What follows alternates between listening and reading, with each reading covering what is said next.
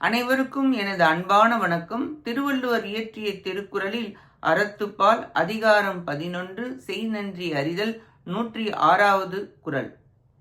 மறவர்க்க மாசு அற்றார் கேண்மை துறவர்க்க துன்பத்துள் துப்பாயார் நட்பு.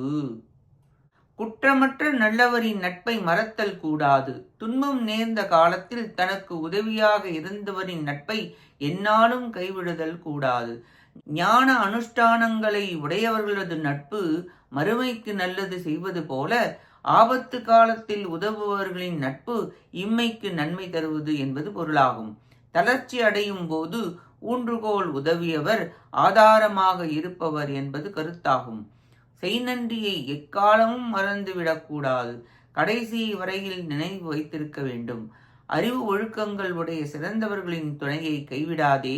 சத்சங்கம் இருக்க இருக்க இருள் அகலும், ஒளி பரவும். நல்லவர்களுடன் சேர வேண்டும்.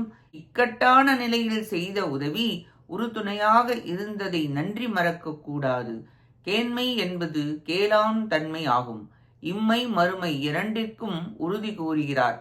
துன்ப காலத்தில் உதவுபவரை நட்பாக ஏற்றுக்கொண்டு என்றும் வாழ்வாயாக என்று உபகாரம் செய்கிறார் திருவள்ளுவர் இக்குறளில். நன்றி, வணக்கம்.